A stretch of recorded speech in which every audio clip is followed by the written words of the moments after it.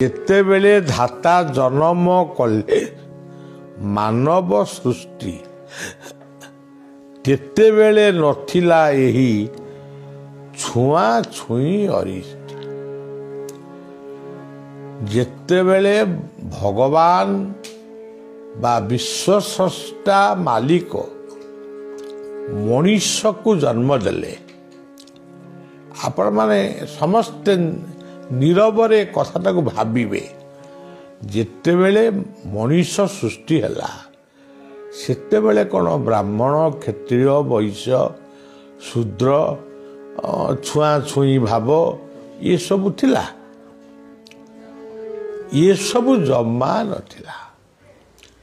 ମଣିଷ ପ୍ରଥମେ ଲୁଗା ପିନ୍ଧି ଶିଖିନଥିଲା, ଖାଇ ଶିଖିନଥିଲା, ଦେବୀ ଦେବତାର ଭାବ ବି ଜାଣିନଥିଲା। ସେତେବେଳେ ସେ ଉଲଗ୍ନ ହେଇ ମାନେ କଞ୍ଚା ଫଳମୂଳ ଖାଇ ସେ ଏଣେ ତେଣେ ଧାଉଁଥିଲା। ଯେଉଁଠି ଅଗ୍ନି ଜଳୁଥିଲା କାଠକୁ କାଠ ଘଷି ତାକୁ ଦେଖି ସେ ଡରିକିରି ପଳେଇ ଯାଉଥିଲା।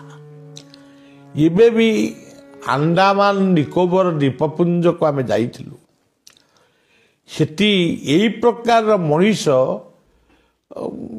ସହରରେ ନୁହଁ, କିଛି ଅଜ୍ଞାତ ଅଞ୍ଚଳରେ ଆଜି ବି ସେଇଭଳିଆ ମଣିଷ ଅଛନ୍ତି। ସେମାନେ ମଣିଷକୁ ଦେଖିଲେ ମାରିବାକୁ ଗୋଡ଼ଉଛନ୍ତି ଏବଂ ଏଇଭଳି ଅଘଟଣ ଘଟଉଛନ୍ତି। ତେଣୁ ଛୁଆଁ ଅଛୁଆଁ ଭାବ ମଣିଷ ମନରୁ ଧୀରେ ସୁସ୍ଥେ କାଢ଼ିଦିଅ। ଇଏ କଥା ବଳିଆ କହୁନାହିଁ, ଗୀତା ମଧ୍ୟ କହୁଛନ୍ତି। ସେ ଚାରୋଟି ବର୍ଣ୍ଣ ଯଦି ସୃଷ୍ଟି କରିଛନ୍ତି, ସିଏ ସୃଷ୍ଟି କରିନାହାନ୍ତି। ମଣିଷ ସମାଜର ଶୃଙ୍ଖଳା ପାଇଁ ସୃଷ୍ଟି କରିଛି। ତେଣୁ ଛୁଆଁ ବା ମଣିଷ ମଣିଷକୁ ଛୁଇଁ ଦେଲେ ଛୁଆଁ ହେଇଯିବ, ଇଏ ଭାବନାଟା ଗୋଟେ ସଂକୀର୍ଣ୍ଣ ଭାବ। ସଂକୀର୍ଣ୍ଣ ଭାବ। ମଧୁ ଲେଖିଲେ ଭାବ ଲୀଳା ଖେଳ ପାଇଁ ସହୁଛି କଷଣ, କେଣେ ଅଛ ସଖା ଭକ୍ତ ଆସ ହେ ବହନ। ତେଣୁ ଭଗବାନ କୃଷ୍ଣଙ୍କର କଥାକୁ ସେ ଲେଖିଛନ୍ତି। ସେ ସଖା ସଖୀମାନଙ୍କ ସହିତ ଖେଳ ଲୀଳା ଆରମ୍ଭ କରିଥିଲେ ଏବଂ ଶେଷ ମଧ୍ୟ କରିଥିଲେ। ତାଙ୍କର ଶେଷ ସଖା ହେଉଛନ୍ତି ଅର୍ଜୁନ, ପ୍ରଥମ ସଖା ହେଉଛନ୍ତି ସୁବଳ ମଧୁମଙ୍ଗଳ ଇତ୍ୟାଦି। ତେଣୁ ପ୍ରତ୍ୟେକ ମଣିଷ ଜୀବନରେ ଉପଯୁକ୍ତ ବନ୍ଧୁ ଉପଯୁକ୍ତ ସଖା ଯଦି ନ ମିଳନ୍ତି ତାହେଲେ ମଣିଷ କ'ଣ ଆନନ୍ଦରେ ରହିପାରିବ? ସେଥିପାଇଁ ମଣିଷ ପଢ଼େ କିନ୍ତୁ ତାକୁ ଚିନ୍ତା କରେ ନା। ତୁମେବ ବନ୍ଧୁଶ୍ଚ ସଖା ତୁମେବ। ତେଣୁ ଭଗବାନ କୃଷ୍ଣଙ୍କର ସଖା ଅର୍ଜୁନ, ମର୍ଯ୍ୟାଦା ପୁରୁଷୋତ୍ତମ ରାମଙ୍କର ସଖା ମଧ୍ୟ ଗୁହ୍ୟକ ଶବର ଥିଲେ। ତେଣୁ ବିଭୀଷଣ ମଧ୍ୟ ଥିଲେ। ସଖା ହନୁମାନ ଥିଲେ। ହନୁମାନ ଭକ୍ତ ଥିଲେ, ଦାସ ଥିଲେ, ସଖା ଥିଲେ, ଜାମ୍ବବାନ ଥିଲେ, ବାଳି ସୁଗ୍ରୀବ ଥିଲେ, ବାଳି ମଧ୍ୟ ଥିଲା। ତେଣୁ ସଖା ସଖୀ ଏମାନେ ଯଦି ଆମ ପାଖରେ ନ ରହିବେ ଆମେ କ'ଣ ପ୍ରକୃତରେ କାର୍ଯ୍ୟ ସୁଚାରୁ ଭାବରେ ସମ୍ପନ୍ନ କରିପାରିବା କି? ଏହାକୁ ଚିନ୍ତା କରିବା ଉଚିତ। ଆଜିର ସମାଜରେ ଗୋଟିଏ ସଖା ଆସିକିରି दुआर मुहरे डाकुची कि मोबाइल फोन रे डाकुची गोटे जरूरी काम अच्छी टिके आइलु सी खाई बसी यहाँ सत कथा भाया कहूँ खाई बसी कि शोया जाऊ मो फ्रेंड डाकिलानी एवं तो ओडिया रे किए कहूना इंग्राजी रे मो फ्रेंड डाकिलानी मु जाऊँगी पलि आसबि जाऊँगी माने जाऊँगी 3 दिन 5 दिन 7 दिन पर तार मुर्दार तार मला देह गोटे अजଣା स्थान मिलू एभली बंधु हुआ ना ये सखा आवश्यक नहीं सेथिपाई आम साहित्य रे पढ़ाई कूट कपट स्वभाव जार तांकु दुरुमु करई जुआर हीन संगते हीन गति हसी कहती जदुपति काहाकु विश्वास करिवो ये समाज रे विश्वास करने को हबो किंतु भावी चिंती परखी निरेखी ता सहित मित्रता स्थापन कर भाव प्रवणतार कहा सहित मिशना ये हूँ वर्तमान परिस्थितिर कथा वैकुंठ लिखिले नथिले विच्छेद मिलनर स्वाद जानता नाही मन निराशार नबहिले निराशार नबहिले उठंता की प्राण रे उठंता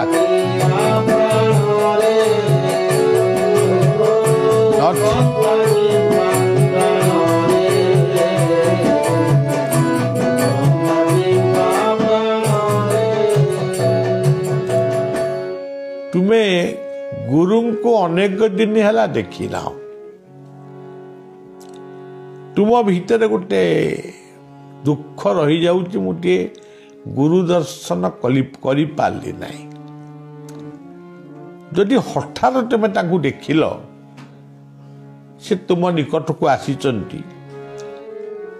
कि बाटर जाऊँगी तुम भीतर भावनाटा केते सुंदर हम आखिरु प्रेमाश्रु गड़ी उठिब मु आज गुरु दर्शन कली ये आध्यात्मिक कथा गला पुओटीए हो झीटीए हो से दूर विदेश रे रही चाकरी करिछि बा पाठ पढ़ुछि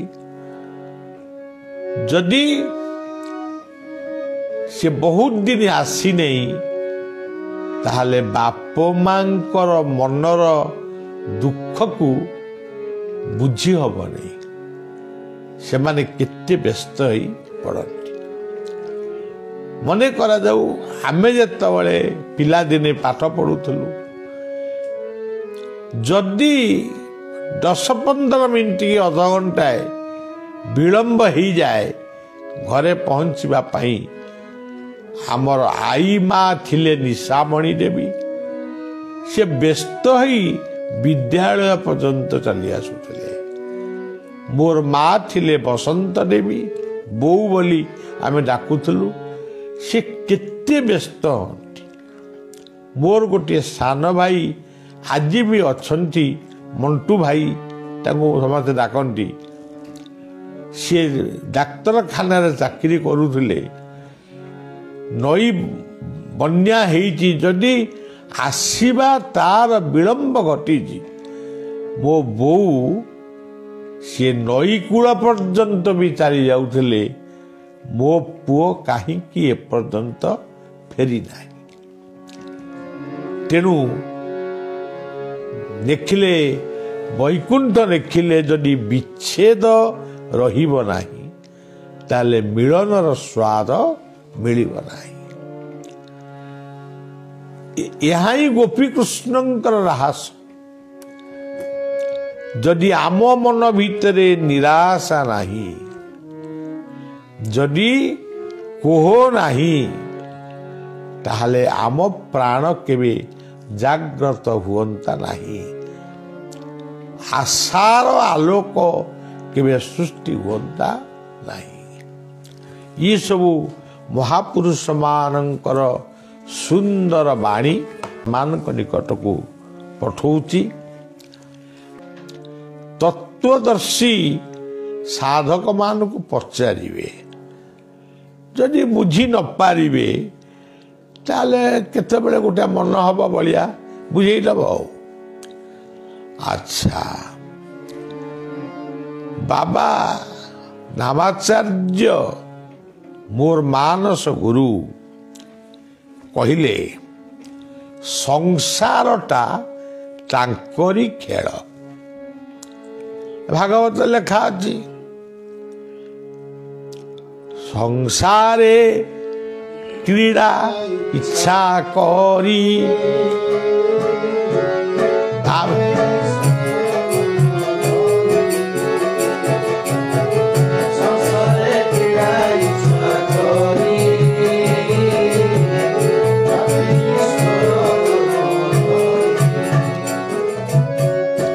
ସଂସାରରେ ଗୋଟିଏ ଖେଳ ସୃଷ୍ଟି କରିଛନ୍ତି। ତାଙ୍କର ଇଏ ସୃଷ୍ଟି ଆମେ ଯେପରି ମନର ଖୁସି ପାଇଁ ବଲ ଖେଳ ଦେଖୁ, ଯୋଉଠି ବଲ ଖେଳ ହେଇଥାଏ, କି କ୍ରିକେଟ ଖେଳ ହଉଛି, କି ଭଲିବଲ ଟୁର୍ଣ୍ଣାମେଣ୍ଟ ହଉଛି, ଆଉ ସବୁ କ'ଣ ଟୁର୍ଣ୍ଣାମେଣ୍ଟ ହୁଏ, ଆମେ ଠେଲା ପେଲା ହେଇ ଯାଇକିରି ସେଠି ଦେଖୁ। କ'ଣ ନା ଆଜି ବଲ୍ ଖେଳ ଟୁର୍ଣ୍ଣାମେଣ୍ଟ। ବଳିଆ ଜୀବନରେ କୌଣସି ଖେଳ ଖେଳିନି, ଯୋଉ ଖେଳ ଖେଳିଛି ସେଥିରେ ଫେଲ୍। ବଲ୍ ଖେଳ ଖେଳିଥିଲି ସବୁବେଳେ ଫେଲ୍। ତାସ ଖେଳୁଥିଲି ସେଥିରେ ବି ଫେଲ୍। କେବଳ ଏଇ ଭଗବାନଙ୍କ ଖେଳରେ ଟିକେ ପାସ୍ କଲା ଭଳି ଲାଗୁଛି। ଆମେ ଯେପରି ମନର ଖୁସି ପାଇଁ ବଲ ଖେଳ ଦେଖୁ, ସେମିତି ଭଗବାନ ତାଙ୍କର ଆନନ୍ଦ ପାଇଁ ଇଏ ଖେଳ ଭିଆଇଛନ୍ତି। ଯୋଉ ଖେଳ ଚାଲିଛି ଦୁନିଆରେ, ବିଚ୍ଛେଦ, ବିରହ, ମିଳନ, ଏ ଯୋଉ ଖେଳ ଚାଲିଛି, ବିଚ୍ଛେଦ ବିରହ, ବିଚ୍ଛେଦ ହବା ମାନେ ବିରହ ଆଇଲା, ବିଚ୍ଛେଦ ବିରହ, ମିଳନ ଆସିଲା, ଅତି ଆନନ୍ଦ ଆସିଲା। ଏଇ ଯୋଉ ବିଚ୍ଛେଦ ବିରହ ମିଳନର ଖେଳ, ଭକ୍ତ ଭଗବାନ ଗୁରୁ ଶିଷ୍ୟ, ବାପ ପୁଅ, ମା ପୁଅ, ସ୍ୱାମୀ ସ୍ତ୍ରୀ, ବନ୍ଧୁରେ ସର୍ବତ୍ର ଇଏ ଖେଳଟିକୁ ଭଗବାନ ସୃଷ୍ଟି କରି ଟୁର୍ଣ୍ଣାମେଣ୍ଟ ଦେଖିଲା ଭଳି ସେ ଖେଳକୁ ଦେଖୁଛନ୍ତି। ସେ ତାଙ୍କର ଆନନ୍ଦ। କିନ୍ତୁ ଆମର ମିଛଟା କୋଉଟା? ମିଛ କିଛି ନୁହେଁ, ଖେଳଟା ସତ୍ୟ। କିନ୍ତୁ ଆମେ ଖେଳୁନୁ କି ଖେଳ ଜାଣିନୁ, ଖାଲି ଖେଳ ପ୍ରତି ଆମେ ଆସକ୍ତି ହଉଛୁ। ଏଇ କଥାଟା ମିଛ।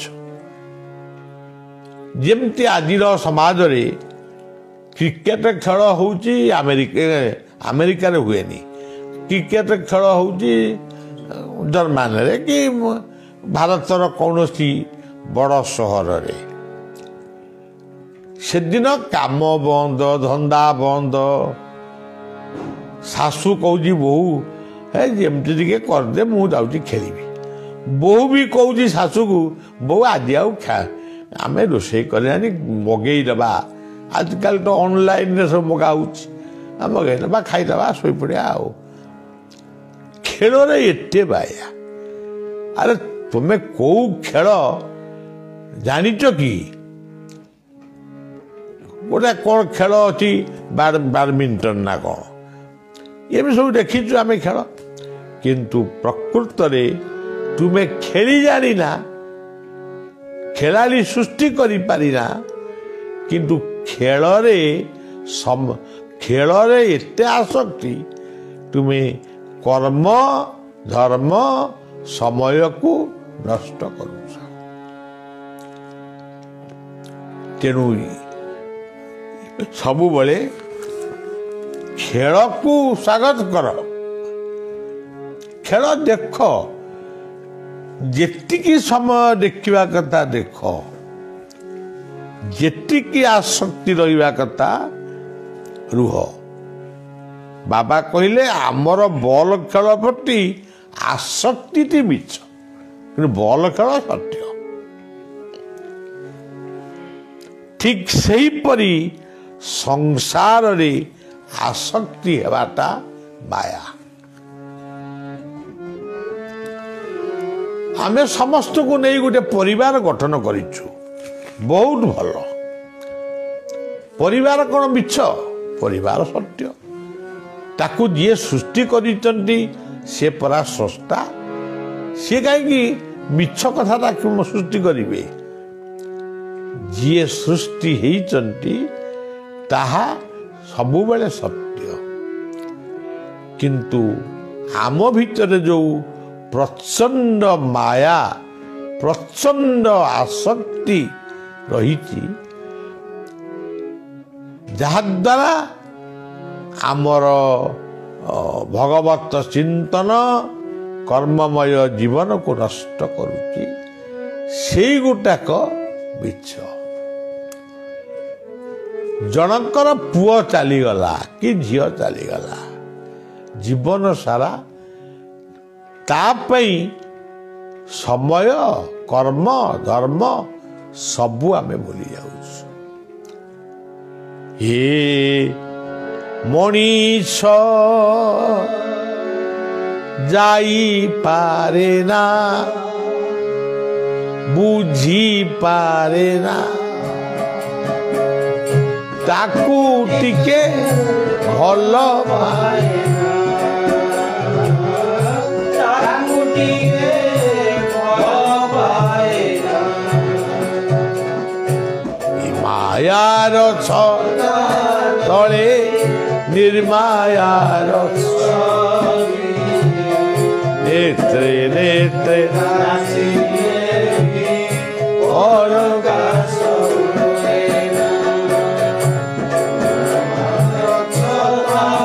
ତଳେ ନିର୍ମାୟାର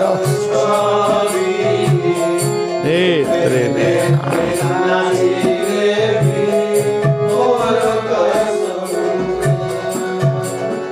ଖଳ ପୂର୍ଣ୍ଣ ବାଲି ଏ ମୂଢ଼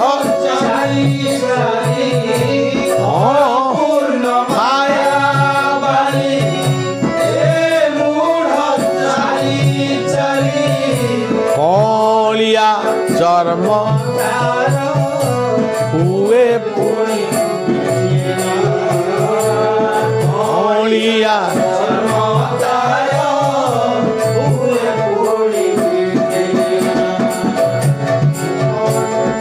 ଛତା ତଳେ ନିର୍ମାୟାର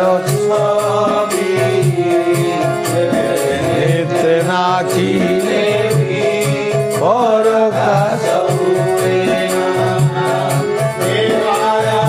ଛତା ତଳେ ନିର୍ମାୟାର ଛବି ନେତ୍ରେ ନେତ୍ରେ ନାଚିଲେ।